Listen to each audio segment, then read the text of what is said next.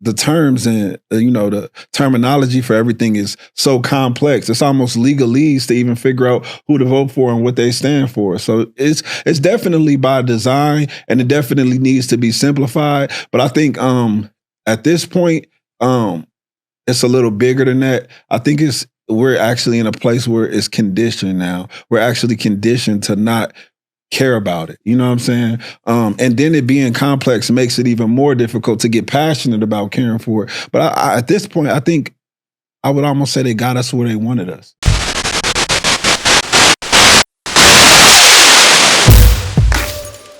Comrades, welcome to another episode of Nah Not All Hood. Now, I've been following YellowPain on social media for many years. To me, he's one of hip-hop's unsung voices, whose discography is filled with thought-provoking wake-up calls, from addiction to contradiction of organized religion to infidelity. I mean, mainstream gatekeepers just don't know what to do with this brother. His 2020 music video, My Vote Don't Count, where he educates folks on how the three branches of government actually work, will forever be a timeless classic. In this episode, we discuss the idea of moving back to Africa, the voting dilemma in the Black community, and the consequences of only focusing on presidential elections and not local elections. Enjoy the conversation.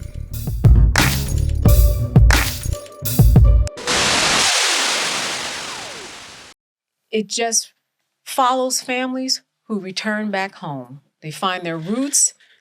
You see them selecting homes in Ghana and different parts of the world, and how they're making out, how they respond to the government, how they respond to their communities, which, one family moves into a very suburban community that feels very American. It's not what they expected. They expected an African, I'm Black experience.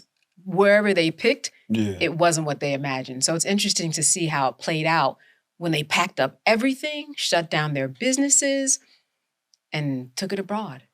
Did they have buyer's remorse?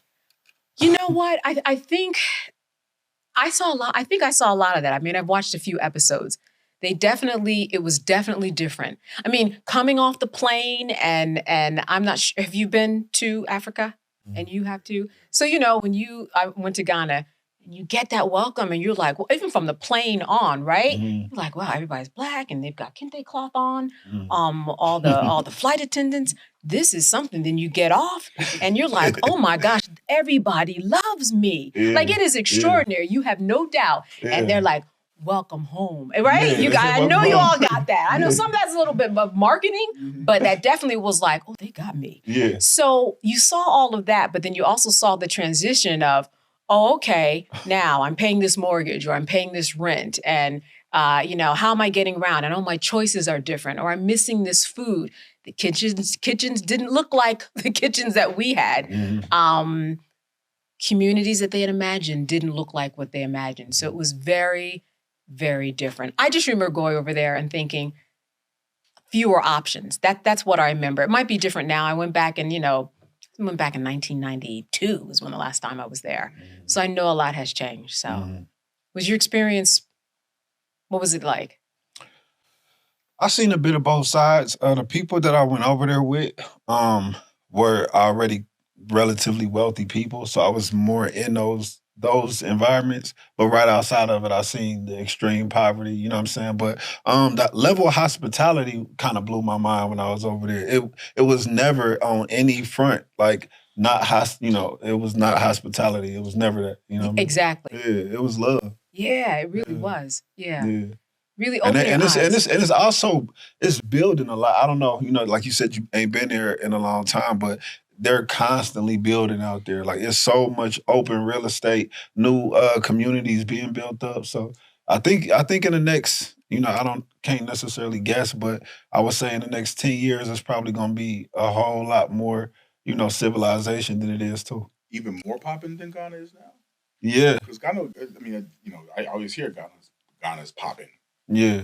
They're constantly building out there. It's a lot of half-built communities that we went to, because the person that I went out there, they started a security company where they're doing like solar power security cameras. So we went to a lot of different establishing developments. You know what I'm saying? And it's a lot of them. Yeah. A lot Have you ever found yourself saying, you know what? because of this political situation, I might spend some time abroad? Or do you hear that a lot from people who just say, you know what, let me take it back home. It's got to be better than this.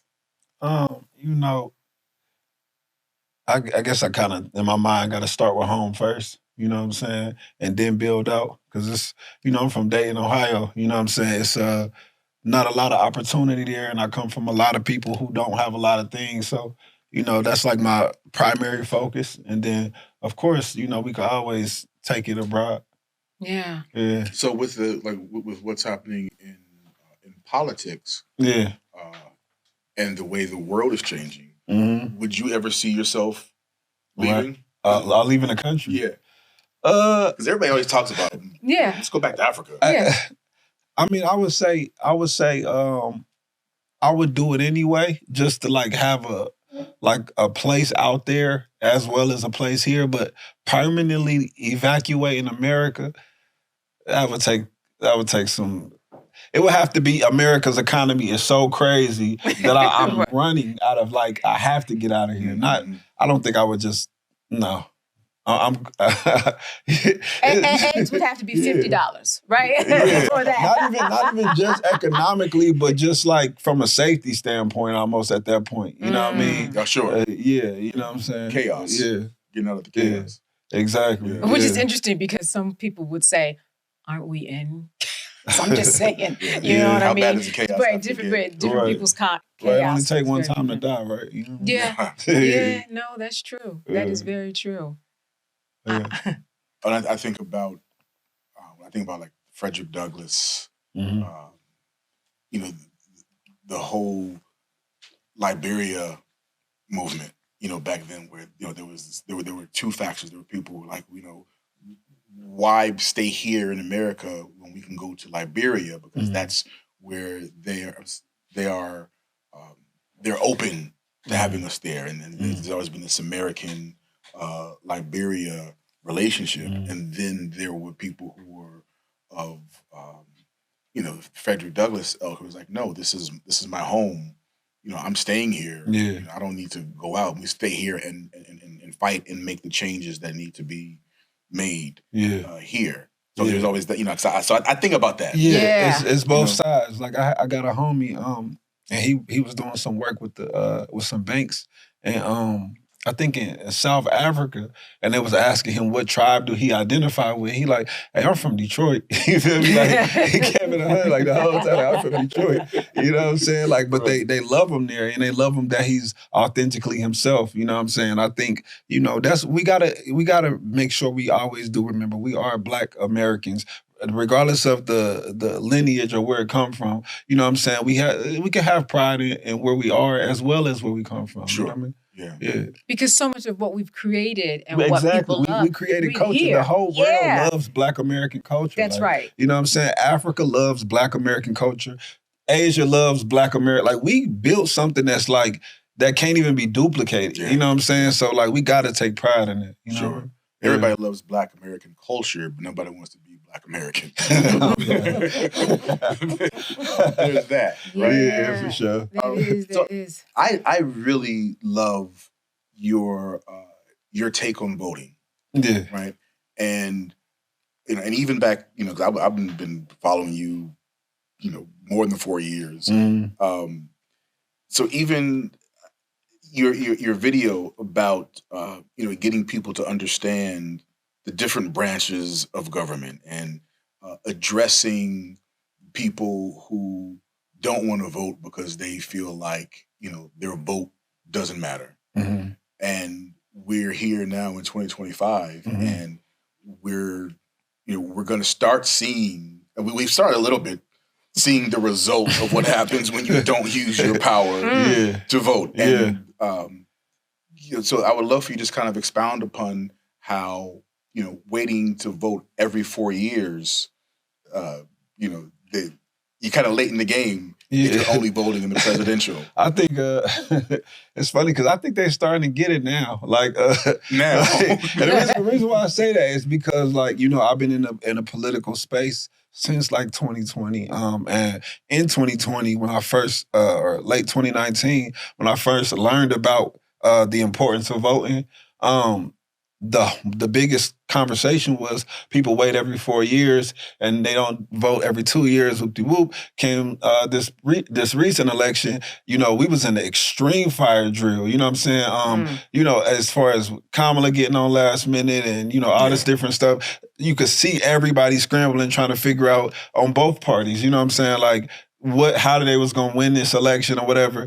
2025 is the first time I think probably January, I'm getting calls about like, hey, we want you to do this political rally and da-da-da. Hey, like, oh, y'all get it now. You know what I'm saying? Like, y'all get it. Like, I don't think they fully get it, but I think the conversation is starting to change and we starting to understand that, hey, this can't be a fire drill every time. You know what I mean? But my take on the whole thing, like with me, I started not even understanding politics to any capacity. So I understand why both sides. Like I understand the side of the people who feel like, voting doesn't matter. And I understand the side of the people who feel like we have to vote. You know what I mean? And I think that's why I can speak both languages, speak to the people who don't believe in the system and the people who do believe in the system. Because the people who don't believe in the system, right, a lot of times you got to think that a lot of this goes back to the political propaganda in itself. What are politicians promoting? What are they telling people they're going to do for them? And a lot of it, majority of it, to get people to even care, because most people care about their financial situation, right? So the whole marketing strategy for a politician is somebody's pockets. You feel me? If you could get somebody to feel like they're going to get more in their pockets, then they, you know what I'm saying? Then you got them. So that's where the average American's understanding of what politics even is. It's like somebody's going to get, whether it's the mayor or the president, somebody's going to get in this office and they're going to get either give me more money or lose me more money. You know what I'm saying? And they don't really, and so if you're not going to vote, it's probably because you like, listen, they ain't never got me no money before anyway. You know what I'm saying? Like I ain't never had a president come in and then they was just like, hey, we offering jobs to 10 million black people, hurry up down here. Like, so their minds are so disconnected from the political system. But I think that's the big problem is in the education system, is in people that's not running for office, right? To inform people that politics is not all about economics, right? Because when you got like agricultural commissioners that's deciding the food safety and you got, the school board that's controlling what the kids is learning in class and what they can and can't eat in the cafeteria. It's like, oh, you know what I'm saying? You might have your kid coming home not really learning much and you frustrated, but it's like you didn't even vote. You know what I'm saying? So It's like we got to really look at what the whole government is and not just like how much money we going to get, because a lot of people extremely discouraged specifically because of economics, and it's bigger than that. Yeah, one of the best explanations that I've heard from someone as to why they didn't continue to vote is because they said, you know what, I voted last election. It's been 4 years. And I looked out my window. It looks the exact same. That nothing has changed. It's the same people who don't have jobs. It's the same crime rate. It's the same neighborhood. Everything looks the same. And I thought, wow, you do expect to see some type of change. That's expectation. But sometimes the change comes in different ways that you might not see if you look outside your window. Exactly. It's because it's like, are you looking outside your window, but are you turning on the TV? You know what I'm saying? It's like just that simple. When you turn on the water faucet, like everything go back to the government. When they pick up the trash, that's government. Like you can't literally live without government, because everything from, if you allowed to have this table in front of you right now, comes back to some form of a law, whether it's a freedom or whatever it is. So when you look at everything as government, it makes you more so, okay, what matters to me? You know what I mean? Because at the end of the day, that's what got me into voting. You know what I'm saying? When I was like, because I had a cousin I was running for Congress, and she actually came out and asked me, can you make a song about voting? And I was like, no, you know what I mean? But then she was like, why don't you feel voting is important? I gave her the same rhetoric that I give, that everybody gives us. Man, I voted for this person and nothing happened. And she's like, well, what's some stuff you would like to see change? And I started to name it. I was talking about people that's getting long prison sentences and all that. She's like, well, and she just started to break it all down to who is in charge of this and that. And then I had a wake-up moment that I feel like so many people will have if they had that conversation. You know what I mean? But they don't have that conversation. It's a wake-up moment where you like, hey, the only way we gonna actually make real change is participating in the system that creates the laws, which is the government. We have to vote. We have to We have to do it. It's like you could not want to, but I think somebody's only reason for not wanting to vote will be because they genuinely don't believe that it's important. You know what I mean? Yeah. Because once you realize that it's kind of the way of life, like we live in a democracy, you can't not do it for real. You know what I mean? Yeah. Or you're going to be affected in ways, like the abortion laws getting, and people like, oh, well, look, you did it. Right. You know what I'm saying? You didn't. Or you did. You did. You know what I'm saying? Yeah. And and also the focus being on our local elections. Right? Yeah. Because we look at, what the president's doing, it's not really he's not really looking out for my community. Yeah. And it's like, well, the president's job actually is not to look out for your community. Look out for the military. Right. We're not even talking about the commander-in-chief of the military right now, talking about, you know what I'm saying, like your community. It's like, you might want to go holler at the city council for that. You know what I'm saying? Yeah. You might want to go to have one of the meetings, you know what I'm saying? Sit at one of the meetings and say, excuse me, I voted back in November, so da-da-da-da-da. I feel like, you know what I'm saying? Like, you could talk. You can't never call the president. You feel me? You know what I'm saying? You can't get a meeting. You can't get a meeting. They got free meetings. You could go sit down and talk to them about whatever you got going on. You know what That's I'm saying? a really good point in that there are a lot of people who are around you physically in your community who you can actually go to their neighborhood and say hello. I know, where I live, when I moved to the area, there was the mayor of the town looked up everybody who had bought a home and invited them over to his house. I thought, a big house to do that. In a small town. Well, it was a small town. There are about five of us. But he. I mean, I'm sure some of that was politicking. But it was good to at least know. Oh, you are reachable. Yeah. That was a nice open door to know. But that's the same way with the school board. Like you said, you can go. You don't have to look at it online. Yeah. You can go. You can raise your hand. You can speak to everybody. You can run for school board. Exactly. Right? That's how a lot of politicians get started. The local council, the school board. That's a way to just even get involved and get your feet wet. Mm-hmm. I think it's that kind of exposure for people to really understand that. But it also takes a lot of work. It's a lot of time investment. Mm-hmm. Right? Like you got to put the time in to go to a school board meeting. You do. You got to put the time in to go to a council person's meeting. And I think there are a lot of people feel like they don't have that kind of time because everybody's living trying to make ends meet. But the effort, I think a lot of us aren't making the effort because of the time, because of not realizing how accessible these local politicians are, and also realizing the importance of really focusing on our local politicians who are the ones affecting our communities more so than the president. Yeah. Comrades, if you're enjoying this episode, join the conversation and make sure to like, subscribe, and comment below. Nah. So it's really a big part of it is about the exposure, right? Like people not necessarily knowing that they have that kind of access. Yeah, right? Yeah. Like I was saying, I think it comes down to the knowing all of the time, right?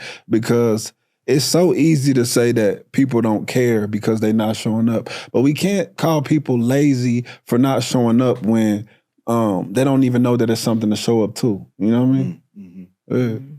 So when you did when you did the first song because your cousin asked you to because he's running, what made you continue the message? What was your drive to continue the path you're on? Just honestly, when I first made the song, I didn't even I understood the sentiment, but I didn't necessarily understand. Let's say this. I was passionate about the song subject matter, right? But there was still that 18-year-old boy in me that felt like maybe it don't really matter. You know what I mean? Mm-hmm.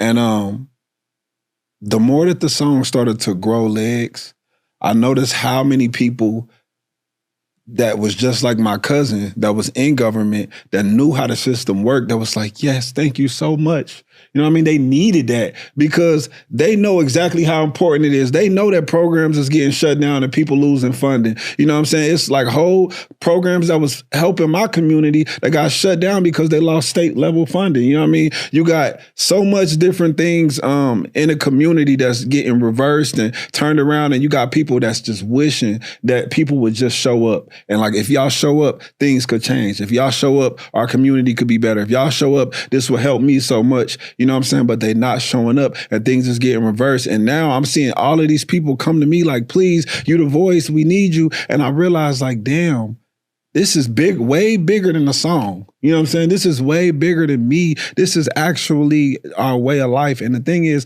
the people, the politicians, they can't express it the way I do. Why? Because the people who show up to vote don't look like them. You know what I'm saying? The ones that actually care about, you know, the stuff that they talking about, right? If somebody say, I want to help the hood out, right? You had the people that's voting don't care if the hood get helped out. You actually disrespecting their reason for voting in the first place by passionately saying, I want to do something for these people. The second you say that, you're losing votes. So they can't come out here sounding radical. You know what I'm saying? They can't come out here saying, I want to do this, this, and this. The second that they start doing that, they're losing all of the guaranteed voters. And I'm not talking about the president. Of course, they have to pander to black people. You know what I'm saying? Because people show up for presidential elections. I'm talking about the state reps. I'm talking about the Congress. I'm talking about even the mayors, even the, you know what I'm saying, the judges. You know what I mean? These people, agricultural commissioners, let an agricultural commission.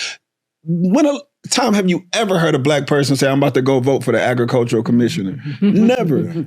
You know what I'm saying? Like, even after I made the song, it took me probably like 2 more years before I even heard of that. You know what I'm saying? So that just lets you know that that's somebody who, you know what I'm saying, is over food safety and might actually want to do something for the black community, but let them get passionate about it and see how many people show up to vote for them. They'll lose their spot in a heartbeat. You know what I'm saying? You got to think, at the end of the day, as a politician, that is a paid job. You know what I'm saying? Yeah. So you're talking about somebody's actual livelihood, how they feed their family. You can't, you really can't expect them to be so radical for you and you not showing up to vote for them. You know what I'm saying? So you think it's somewhat by design to have people not... people to be too distracted? Of course, it's some by design. That you know, like even when you look back to the literacy test, back when we first was even trying to vote, and now, you know, it's even the terms and, you know, the terminology for everything is so complex. It's almost legalese to even figure out who to vote for and what they stand for. So it's definitely by design, and it definitely needs to be simplified. But I think at this point, it's a little bigger than that. I think we're actually in a place where it's conditioned now. We're actually conditioned to not care about it. You know what I'm saying? And then it being complex makes it even more difficult to get passionate about caring for it. But at this point, I think I would almost say they got us where they wanted us. You know what I mean? So when you were 17, that mindset that you're talking about, the propaganda that you talked about, that you were fed, where did that come from? I mean, I know social media, but just even growing up, where did that come from and how did it affect you? How do you think they got you to that point where you weren't interested in voting? Honestly, I don't even think at that age, politics was even a conversation as much. It didn't really become a real conversation in my life until Obama was running for president. You know what I mean?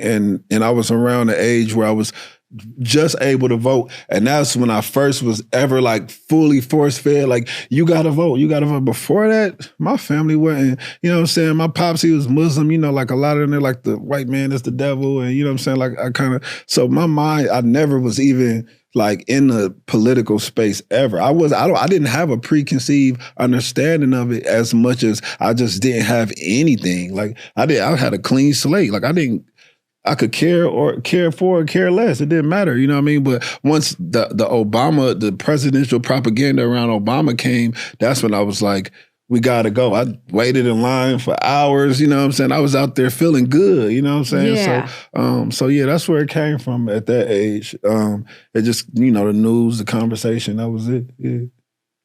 Social media, where is that in terms of propaganda and how you get people to believe or understand what is true, what isn't true, because that's hard to decipher for anybody. Yeah, especially in the world of AI. At the time, when Obama was running, social media was present for sure, but it wasn't like it is now. I think now it's so much, it can be almost overbearing. How do we circumvent that? I think first off, we have to connect with people outside of the internet. As much as it's important, that's why I said I'm building out this thing called Yellow University, where it's a whole program for kids to learn, how the voting system works and actually get into these kids on a personal level in their schools and their homes before they get on there and start scrolling. And of course, they'll see certain content that drives them to it, but like actually getting them, their actual learning process should be some of the more foundational things that are vital to the outcome of our community. You know what I'm saying? So actually in the school, actually in the school, them having access to the information about how the government is ran. You know what I mean? So then if they know, once they get on the internet, they'll know, they'll be able to decipher like, oh, that's not real. I just learned that da-da-da is da-da-da-da, you know what I'm saying? But if they're not learning that and then they go into the internet and that's their first time seeing this information, of course they're going to believe anything. Yeah. It's funny because I think about voter apathy being part of voter suppression, being one of the tactics. And I can just, as this episode's going, I can already see comments in the comment section. Still saying, well, voting doesn't really matter. You're just talking, I mean, how do you impassion people? And listen, I would never give up on my people, right? I would never, ever give up. I will argue until I'm blue in the face with anybody on any given day about the importance of voting. However, you have to understand that, it's hard to teach an old dog new tricks. You know what I'm saying? It's that same concept of it's very difficult. And if I get a few, I've got 30-year-old voters for the first time, and plus, I appreciate it. Nonetheless, there are a big group of people like myself who didn't get that education, who are passionately arguing on the opposite side. Why? Because they don't know. Yeah. And it feels like they know, because if you have the conversation with them, what are they going to do? Well, such and such, I get my money. Tell me when they're going to talk about money. They don't even understand the system. To get them to understand the system, it's going to take a real one-on-one sit-down conversation, showing laws, showing this year this was reversed. That's a lot. You know what I mean? And it can be done with individual people. Nonetheless, I really think to really change the future of politics, the future of America, is children are the future. That's always been a thing. It's going to be difficult to get people in passion that are already discouraged. These kids not discouraged. They don't know nor care. Let's put the passion in them. You know what I'm saying? Because at the end of the day, we know it's in the bloodline. You know what I'm saying? We know that 2020 was the biggest voter turnout in 120 years. You know what I'm saying? Like, we know that those kids was out there, voting like crazy. We know that there was marching, there was protesting. Why? Because the fire was lit in them. They had passion. These are still the children of Martin Luther King. These are still we still us. You know what I mean? And even if it look like they don't care, it's not that they don't care. It's just they don't know what to care for. And the second that we teach them at a foundational level, they're going to be back out there. We're going to get new Martin Luther Kings. We're going to get, we're going to get them people. But we trying to turn, future into Martin Luther King is going to be very difficult. You know what I'm saying? Yeah. Yeah. I get the sense right now that we are in the time where people are really lit up. And I'm not saying it'll be easier to get them out to the midterms, but I think people are really thinking about it now more than ever. More than ever.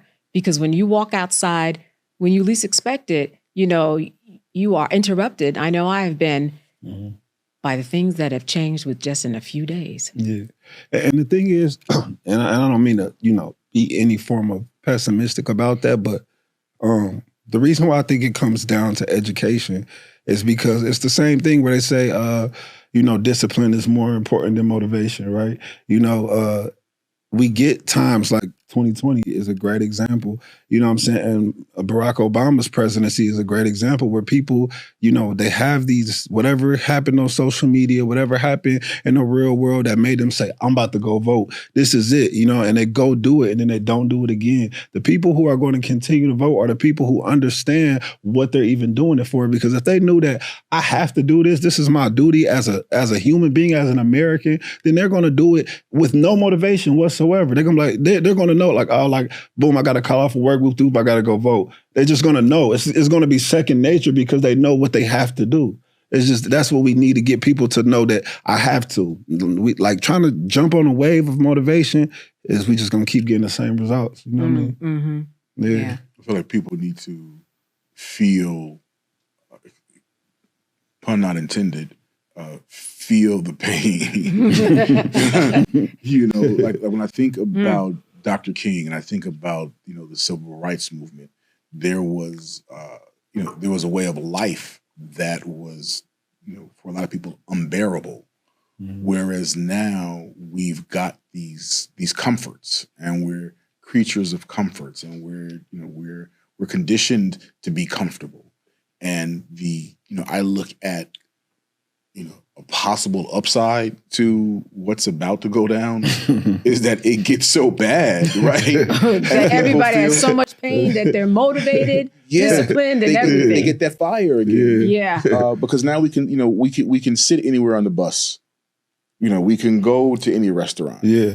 And, you know, I think there's got to be, you know, a lot more discomfort that looks like we're going to find out soon, you know, a lot of what that is. I feel like that's, you know, I'm that's the only upside. Like I'm hoping. Well, I will say this. Hopefully, you know, with my efforts and hopefully the rest of the educators' efforts, that it's almost inevitable we can kind of see a pain point coming, right? That's kind of just where the economy look like it's headed. We don't know, but hopefully in conjunction with that, different than in the past, we actually are not just going to fight for a specific thing or a specific law to change, but we actually are educated because, you know, we can prevent a lot of BS from happening in the first place if we know earlier. You know what I mean?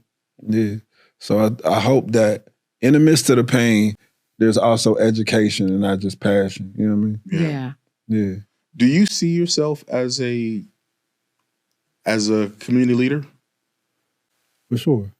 Yeah, I do. You know, even outside of the political space, that's just kind of like my job, you know what I mean? And music as a whole. Like my catalog is, you know, it's passion points, but it's information. Yeah, it's heavy. Yeah, it's heavy. What, outside of the politics part, what drives you? Because all your messages are heavy. Thank you. What drives you in terms of like is it that you feel a certain responsibility to the community in terms of your subject matter? You know, you talk about Christianity. You know, I love the piece about Thanksgiving. Like you drop a lot of knowledge, and is that because you feel a responsibility to the community to spread those messages? Now I do. I will say, initially, music was therapy for me. I started rapping very, very young, you know, and it was like my only kind of outlet. I think once people kind of caught on to what it was that I was doing, as me just, you know, chasing my dream and releasing my emotions on videos and songs, I started to realize that there are, you know, millions of people who experience the same exact things that I experienced. And, you know, at this point, my pain points are other people's pain points. So let me continue to give them my pain points and hopefully my healing journey, you know, transpires to other people. But what drives me, period, is, you know, like I said, I come from a dying city. I come from a very big family, like 16 people deep in the house. So a lot of my songs don't even be like for the world. They be for the people that I grew up with. Like there's songs that I've made, you know, obviously I can't name which songs, that just are so emotional. And it's like, I was just trying to show my sister this before this happened again. You know what I'm saying? Or I was just trying to show my brother this. Or I was trying to, you know what I mean? And there's just a lot of other people. When I made my vote don't count, I was so upset about me being a black man in America and being in a city where I pride myself on being a contributor, to the community, internally. I'm not like a boasty person, but I pride myself in these things. And it's something as simple as voting that, I could have taught my people that I didn't even know and I thought wasn't even important. You know what I'm saying? I thought it was just boots on the ground, making direct contributions. But no, it's like everybody can make a contribution. And I made my vote don't count for the city of Dayton. You know what I'm saying? I had a follow-up ready. I was like, I don't want to get pigeonholed, stuck in this political stuff. Yeah. I made that song. I had a banger ready. You know what I'm saying? I didn't even drop it because the song got so big. I didn't expect to be on Oprah and Steve Harvey with that song. Like, you know what I'm saying? Like, that was like, all right, get that out the way. But, but I think that's just kind of how it happens, I express my pain and people pick it up. Hey, comrades, if you are enjoying the episode, join the conversation. Like, subscribe, leave a comment below. Don't get yourself blocked. Keep it clean. I've seen a lot of social experiments gone wrong in classrooms where the teacher will say, hey, you know what? We're going to learn about slavery. All the blacks over here. All the whites. I mean, that's the wrong way to do it, obviously. And then they get, sanctioned and kicked off, being a teacher. But when you think about being 5 years old, or 8 years old, how do you teach someone at that age about the differences and racism and things that are going on that should motivate everybody to vote and be a contributing member to the society? Mm-hmm. How do you think that could take place? I think they just have to know how the system works. I think because once you understand that voting is so foundational to everyday life, you kind of know that it's your civic duty to do it anyway. It becomes a thing where if I don't contribute, then I'm accepting whatever comes. And it's not just in the economic space or in the racism space. It's in so many, every space, you know what I mean? In the television space, in criminal justice, everybody, people got cousins that's locked up that took the street route or, you know what I'm saying? They just now legalizing marijuana, but you got people still, you know what I'm saying, doing 30 years for that from years ago, you know what I mean? That they got, hopefully they get free because of the laws changing. But, it's probably a new marijuana right now. You know what I'm saying? Not literally, but you know what I'm saying? Yeah. Something that's in that is being over criminalized. You know what I'm saying? So I think once they understand how the system works, and this is why that occurs, and that's why that occurs, and this is why they took this out to school, and this is why, you know what I'm saying, your mom went to jail, or this is why, then the kids are like, oh, okay, well, I have to vote. They'll know. But they have to learn, early on so that they know that that's their civic duty. And I think that's never been done before, is where kids grew up in an actual education system knowing how, not about to say forget politics, but not forget politics, but we're talking about so many different spaces like financial literacy. And, we're not learning things that's actually going to be that's going to be transformational to our communities and to our everyday lives. So I think we got to start teaching a lot of stuff way earlier, credit scores and taxes. And yes. You know what I'm saying? Because we growing up in a system and learning basics that are not even actually basics. You know what I'm saying? And then we going out into the world and figuring it out the hard way. You know what I mean? So hopefully, not hopefully, we doing the work. You know what I mean? Yeah. Yeah. But so let's go back. I'm going to go back to, childhood, early teens. Yeah. What kept you on your path? What put you on your path as opposed to, being influenced by all of the things that young people are influenced? Yeah. I mean, of course I was influenced by those things as well. But I will say I was delusional, right? I don't know necessarily where the delusion came from, but I just was like, I'm gonna be a famous rapper. Like I just like I was like very, very young with that understanding. So a lot of things that, came my way, like, whatever I was going through, like I'll put my headphones on and block it out and be like, none of this matter because I'm gonna be a famous rapper. And the delusion worked in my benefit because it actually happened. You know what I mean? So I can attribute that to, having a family who said you could be anything you want to be. You know what I mean? My grandmother told me that. She used to always call me a genius, you know what I'm saying? And I also had a talent for it, you know what I'm saying? But it was a lot of naysayers and stuff. But I think just the delusion and like, hey, I'm going to, not even I'm going to do this. It kind of kept me in that linear pathway, you know what I mean? Yeah, it kept me from crashing out. Right. Yeah. And so, a lot of people, they get a taste of fame and they crash out.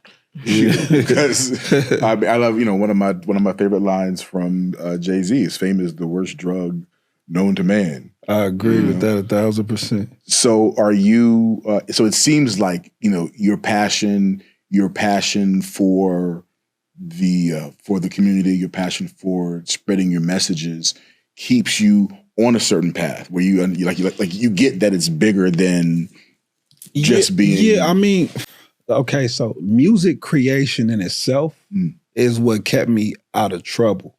Like I was passionate about the creation of music itself.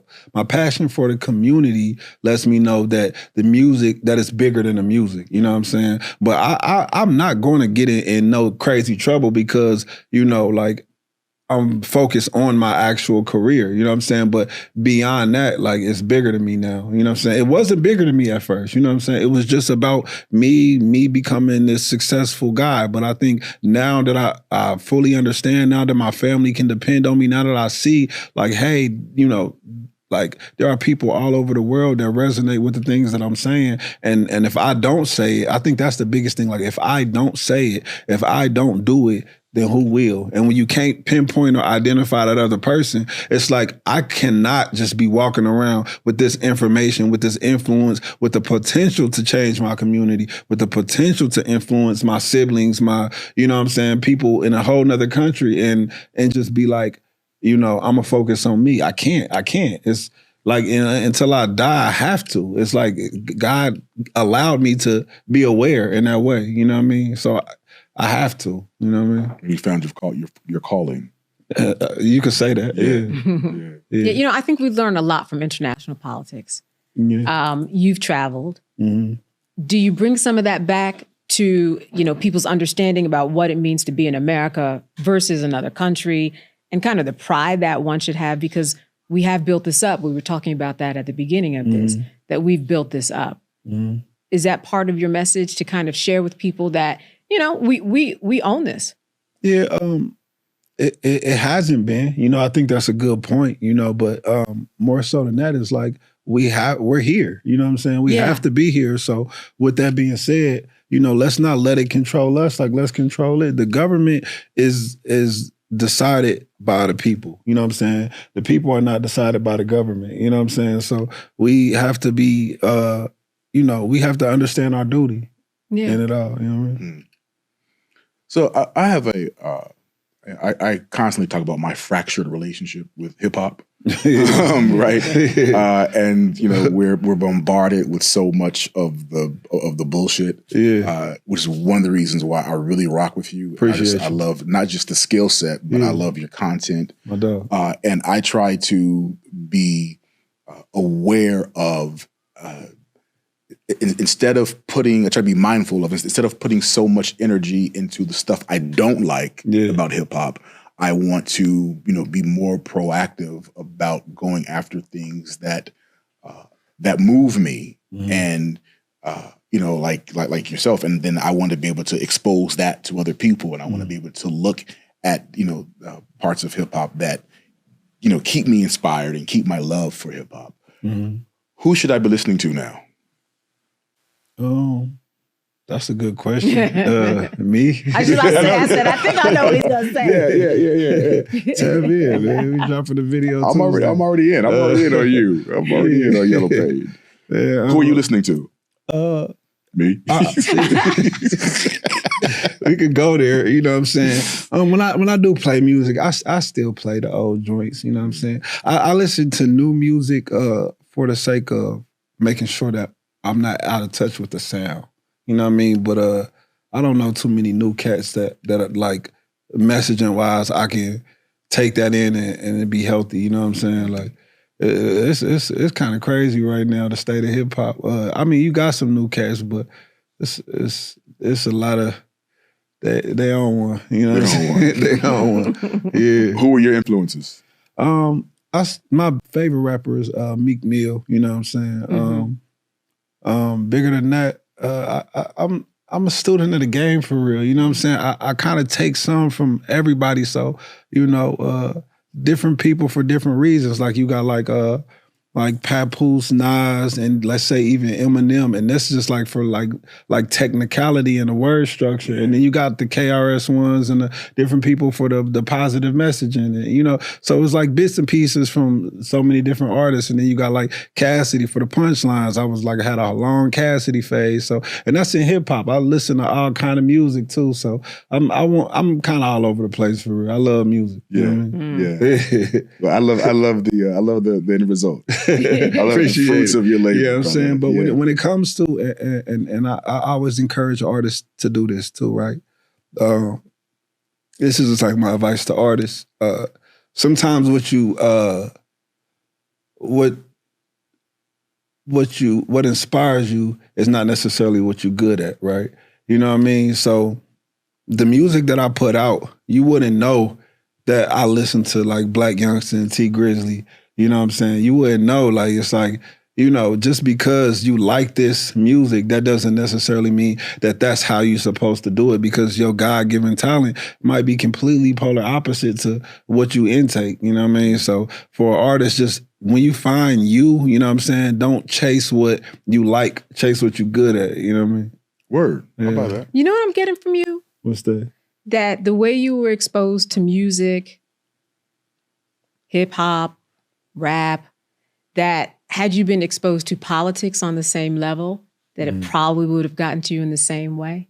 Possibly. Yeah, I mean, so I'm thinking about that exposure, that level of exposure that you had. It was just all over, you know? And if we think about politics in the same way, if we would just have that same level of getting to people to understand, the same way you were putting those headphones on, like, I'm going to be a rapper. Right. It could have been, right. I'm going to be a politician. Yeah. I'm going to be on school board, right? You know, you were rocking with that instead of, you know, being a rapper. But those same types of the mediums that got to you, it seems like those are the same channels that you are using right now to spread the message. It's like all making sense now. It makes sense that, you know, you are finding that God-given talent that you have and you are using it for something really good because you know what it takes. It's the same way they got to you in terms of where you want to be and are now as a rapper. Appreciate that. Yeah, I mean, I think the packaging is important for sure. You know, rap is always like one of the coolest things ever. You know what I'm saying? Like, what young dude don't want a whole bunch of girls, some money, and nice cars? Like, you know, that's kind of like how it's packaged. You know, what old dude doesn't want money and cars and girls? Right. You know what I'm saying? So, you know, maybe if we find, not directly in that way, but find cooler ways to package civic engagement and other things like that, then, you know, those incentives might make somebody want to be, you know, a politician. I would encourage I actually have heard stories of like politicians like really being like cool guys. Like that'd be dope. Like if you had like a 25-year-old politician taking his actual check and, you know, and doing it in a way that make him look and feel like a rapper. Like, what do you do for a living? Oh, I'm the mayor. Like, right. Truly. That'd be hard. You know, that would be the language that we're talking about. That'd be dope. That'd be dope. Politician in you anywhere? Huh? Is there a politician? Act like he doesn't hear me. You know? Yeah. I mean, you know, I'm sure that it has crossed your mind. And when it has, what has been the conversation with yourself or other people? With myself, I think I've said it before with people too, is just, I personally believe that anytime you take a job that where other people are depending on you to make decisions, you have to be able to do that to highest capacity. You know what I mean? And with me actually being a rapper, actually having shows and events, actually creating songs, to actually focus on my job, I would need to kind of relieve myself of some of those other obligations. So if I ever did personally be in politics, it would be probably later in life where I wasn't aggressively pursuing music or aggressively pursuing the education space or whatever other ventures and things God called me to do, motivational speaking, etc. You know what I'm saying? So if I ever do politics, it'll be when I'm more free. But right now, I'm trying to inspire the next politicians more so than become one. Hey, comrades, come join us on our Patreon page. Where you can get behind the scenes footage, discounts on merchandise,